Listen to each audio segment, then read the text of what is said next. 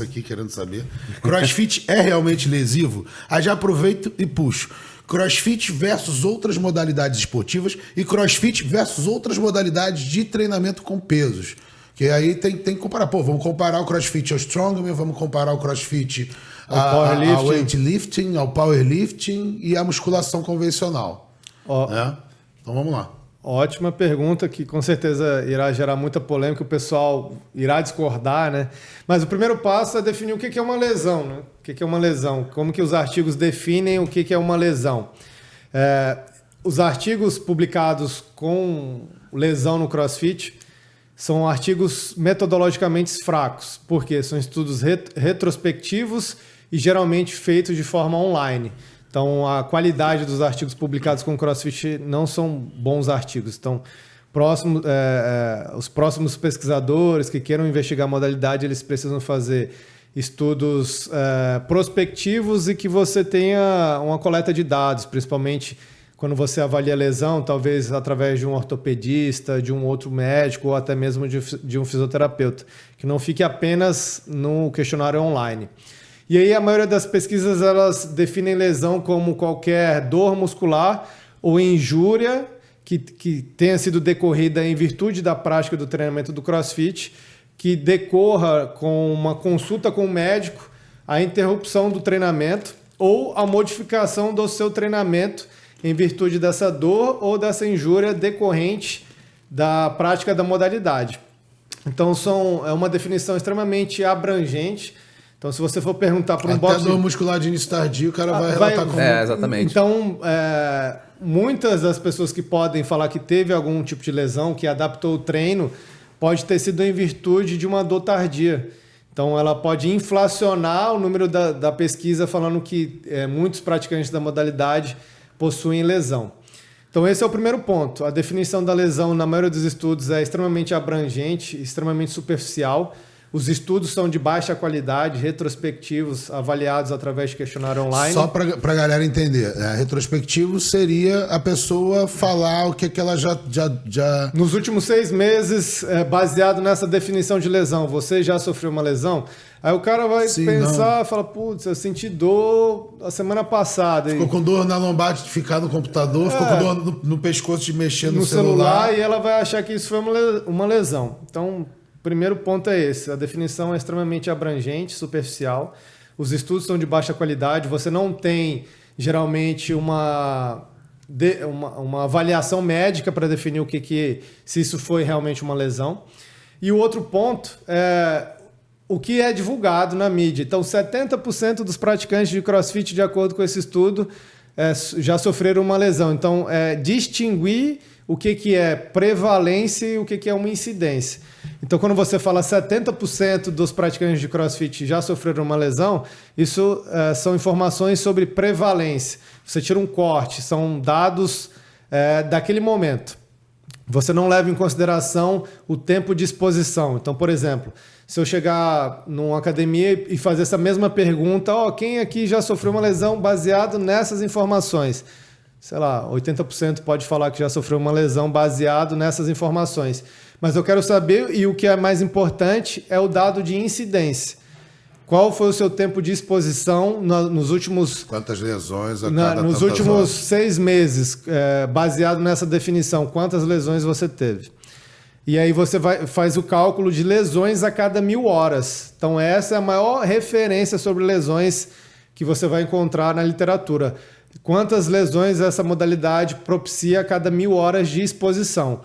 Então, são essas informações que você precisa procurar para realmente entender se a modalidade é lesiva, é extremamente lesiva ou não, ou tem baixo número de lesões. São os dados da incidência e não os dados da prevalência, porque os dados de prevalência você não leva em consideração o tempo de exposição. Então, por exemplo, você pode comparar um cara que treina 6 vezes por semana, 4 horas por dia, e vai ter o mesmo número do que um cara que treina 1 vez por semana, 1 hora por dia. Perfeito. Então, quando você não leva em consideração o tempo de exposição, só leva em consideração os dados de prevalência, suas afirmações geralmente são bem fracas. E fica muito vago, né? Porque, você já teve a lesão treinando musculação? Eu já tive. Eu tive agora todo no cotovelo, pô, fazendo 3 de 8. Você adaptou o seu treino em virtude de alguma dor? Sim. Então, nos 6 meses, sim. Então, relatei isso no Instagram.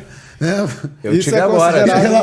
Hoje, inclusive, tá lá nos meus stories que eu treinaria dorsal com ênfase em remadas, né? O dia de puxar com ênfase em remadas e flexores do cotovelo.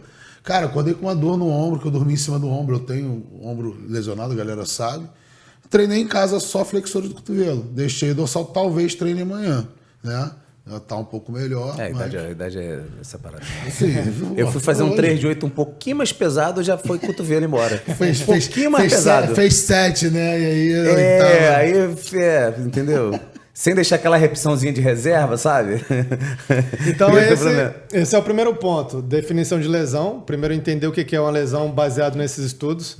Então, a maioria dos estudos são estudos retrospectivos online, então baixo nível de qualidade de evidência. Já puxando assim para a prática, tem bastante vídeo de acidente de crossfit rolando. Tem um risco maior de acidente na modalidade? Mais assim? Ou menos, porque isso também se vê na sala de musculação.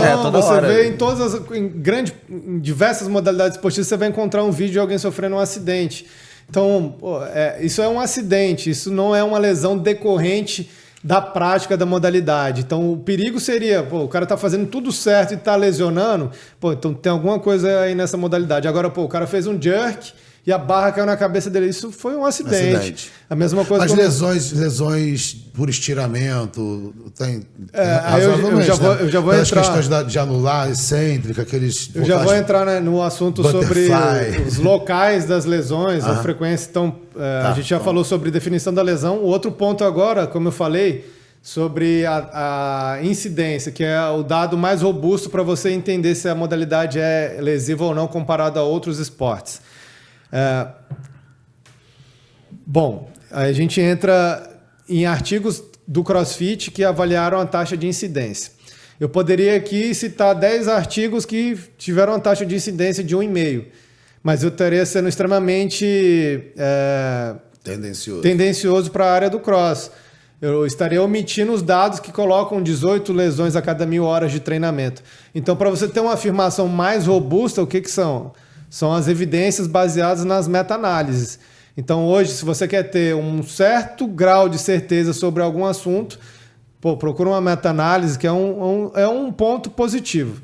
Então, eu trouxe uma meta-análise publicada ano passado, que eles mostraram que a incidência, baseada em todos os artigos que eles selecionaram para a meta-análise deles, foi em 3,2 lesões a cada 1.000 horas de treinamento. Que é baixo. Né? Que é baixo, comparado, por exemplo, a corrida de rua, a esportes de contato, outras modalidades que, e assim, novamente, para você fazer essa comparação, você precisa de outras meta-análises. Você não pode pegar um estudo único, porque você vai encontrar, natação, 2 lesões a cada 1.000 horas de treino. Outro estudo, 10 lesões a cada 1.000 horas de treinamento. Então, eu estou reescrevendo meu livro, né? E eu estou atrás de meta-análises que avaliaram a taxa de incidência de lesões com esse cálculo de lesões a cada 1.000 horas de treinamento. Então, mostra que a modalidade do CrossFit, se você comparar com outras modalidades esportivas, a taxa de incidência é menor ou igual a grande parte dessas essas outras modalidades extremamente praticadas aqui no Brasil. Então, assim, corrida de rua, como é que seria uma corrida de rua? Corrida de rua, você vai encontrar em pessoas bem condicionadas uma taxa de incidência próximo de 4 e iniciantes beirando 10 lesões a cada 1.000 horas de treinamento. Se você for para modalidade de contato como futebol, jogo, né, competição, vai para 12. Se você for para treino, esse número é reduzido, porque luta depende da luta. Jiu-jitsu não tem estudos. Não tem. Judô não tem meta-análise. Eu não encontrei meta-análise. Deve ter, eu ainda não encontrei. Mas se você for pegar os estudos únicos, né, você vai encontrar 10, 12, 14, 3, 4. Então tem uma variação muito grande. Então por isso que é necessário as meta-análises. E aquele estudo que compara as modalidades de treinamento de força? Bom, aí entra Tem alguns, né? Aquele último que eu Você postei. postou, inclusive, é de um brasileiro. Eu participei da banca de doutorado dele, da Universidade de Santa Catarina, o Thiago Serafim. Mas aí tem teve esse estudo dele e tem um estudo publicado na Sport Medicine em 2017, do Keogh, que é um cara que trabalha muito com strongman, powerlifting. Ele publica bastante sobre esse tema. Então, o objetivo do estudo foi avaliar a incidência de lesões baseados em esportes de força. Que aí entra o ponto de discussão, né? Vocês podem até entrar nessa discussão. O treinamento tradicional da musculação, ele deveria entrar nesse estudo? Então, ali gerou uma confusão, né? Talvez pegar o bodybuilding para entrar como treinamento. Não, então, o próprio bodybuilding mesmo, por quê? Não, mas eles meio que juntam num bolo só, eu acho. Bodybuilding com Treinamento normal. com malhadores de academia. Mas assim, o ponto de discussão é justamente esse. Por quê?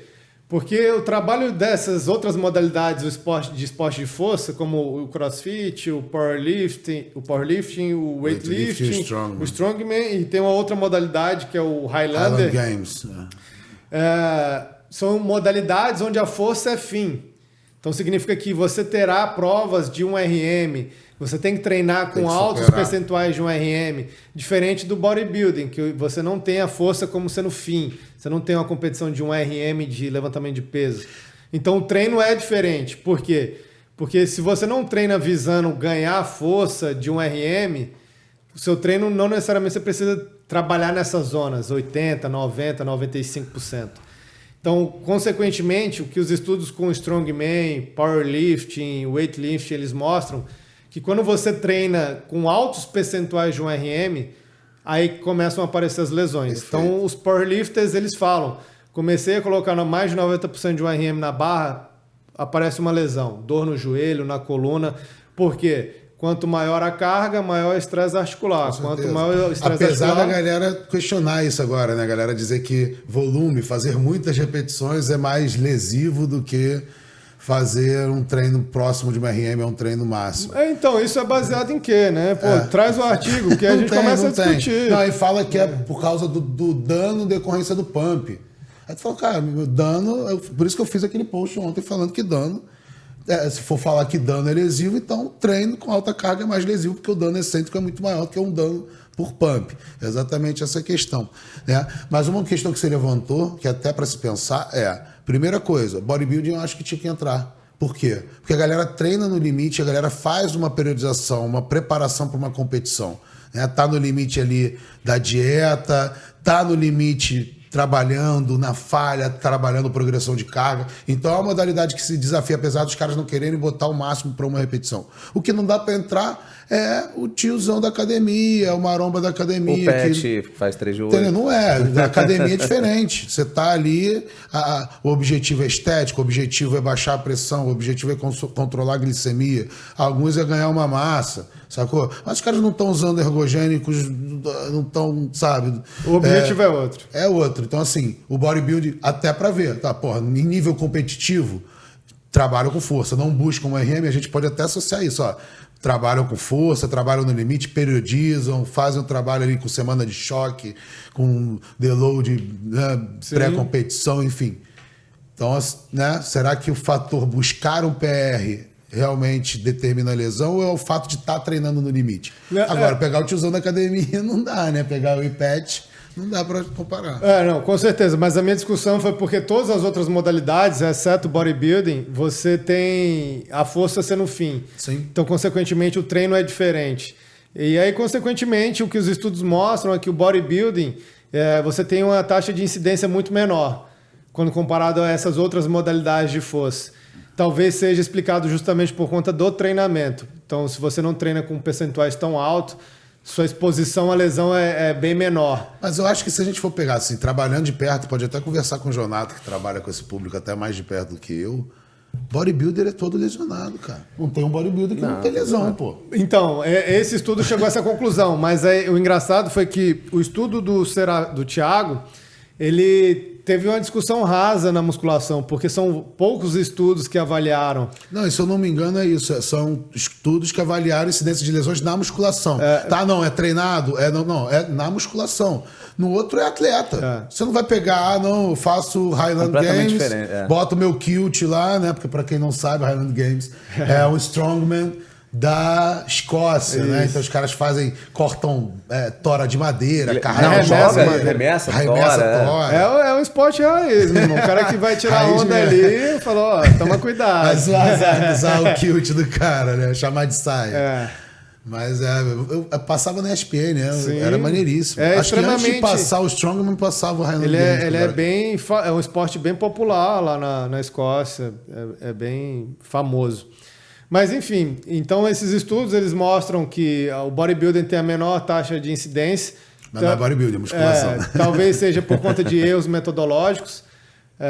Talvez, não estou falando que o bodybuilding é lesivo, mas foi o que o estudo mostrou. Ele tem baixa incidência de lesão. E aí depois começa os estudos mostrar as modalidades com maior incidência de lesão, são as modalidades onde os caras mais levantam peso, que são o Strongman e o Highlander. Porque os caras levantam meia tonelada, fazem exercícios com mudança de direção. Não, os caras às vezes têm que arremessar um barril, um tonel, pegar uma bola de pedra no chão. É diferente de fazer um deadlift, um arremesso, um deadlift, um agacho, um supino. Então, aí comparado com o Highlander e com o Strongman, o powerlifter e o weightlifter, ele tem uma menor incidência de lesão. Aí a lesão do powerlifter e do weightlifter com o crossfitter geralmente é similar, ou o crossfit tem uma menor incidência. E aí talvez essa menor incidência de lesão, que não é muito menor, possa ser explicado pelo menor volume de exercícios de levantamento de peso. Então, eu participei de um podcast que o cara foi lá comentar, como assim o crossfit tem um menor volume? Eu falei justamente isso, tem um menor volume, mas menor volume de levantamento de peso. Não é volume total, que inclui o condicionamento metabólico, o cardio. Então, talvez juntando tudo, realmente, o CrossFit tem um volume total maior. Mas de levantamento de peso é muito menor. Então, o volume de agachamento, o volume de levantamento de peso olímpico é extremamente menor quando comparado a essas modalidades únicas. Então, beleza, a gente tem esses valores dessas modalidades de força, sendo o bodybuilding com menor taxa de incidência de lesões. Agora, quando você avalia a modalidade de força no geral, quando comparado a essas outras modalidades esportivas, natação, corrida de rua, futebol, geralmente o trabalho de força tem uma das menores taxas de incidência de lesões. Então, hoje, qualquer modalidade de força que seja, é uma das modalidades mais seguras a serem praticadas, desde que controlem todas as variáveis. Você tem a técnica, tem uma sobrecarga progressiva, você consiga individualizar a programação de treinamento baseado nas suas características individuais. Perfeito. Eu acho que isso que é o diferencial, talvez, aí para musculação em relação até essas outras modalidades. Na musculação, para uma pessoa que quer saúde e qualidade de vida, a gente consegue controlar qualquer variável que ofereça risco para ela. Seja o impacto, seja a técnica. Se a pessoa está com um membro imobilizado, a gente consegue continuar treinando o outro, né? Sim. A gente está com o tal músculo dolorido, você consegue treinar o resto, né? Então, assim... o que já é raro você ter uma pessoa com esse objetivo procurar. Acontece, mas não a frequência é extremamente baixa. Eu sou um cara que cheguei do nada e quero fazer weightlifting. Então, isso é raro acontecer. Mesma coisa para o powerlifter. Mesma coisa para o strongman. O cara já vai com um espírito competitivo. Não, gostei da modalidade, quero praticar, quero competir. Normalmente é alguém que ali começou na maromba, né? E gostou de fazer força e resolveu. Eu acho para onde é que eu vou direcionar essa muito força? Maneiro, é muito maneiro. Não, eu queria. Arranque e arremesso eu tentei na faculdade. Falei, com o meu ombro aqui ainda não era ruim. Não era tão ruim quanto hoje. Já achei que ia dar ruim. E obviamente, não só isso, você tem a questão da mobilidade, que é algo que deve ser trabalhado de forma corriqueira dentro do cross, porque você tem N exercícios que demandam a mobilidade do praticante. Então, se você não leva isso em consideração e o atleta não entende isso, ele pode acabar sofrendo uma lesão. E aí o outro ponto que você comentou foram os locais das lesões. Então, os locais mais frequentes de lesões nos praticantes do cross são os ombros, em primeiro lugar, depois a lombar e, em terceiro lugar, o punho. Então, são Pô, eu jurava locais... que era o joelho, cara. o joelho está em quarto ou quinto lugar. E é interessante que esses locais de lesões são extremamente parecidos com o weightlifting e o powerlifting. Então, tem uma similaridade bem grande as lesões que acometem os praticantes da modalidade do CrossFit com os praticantes de weightlifting e powerlifting. Deload Podcast, o seu podcast na educação física. Se você curtiu esse corte, faça a inscrição no canal e ative o sininho para mais novidades.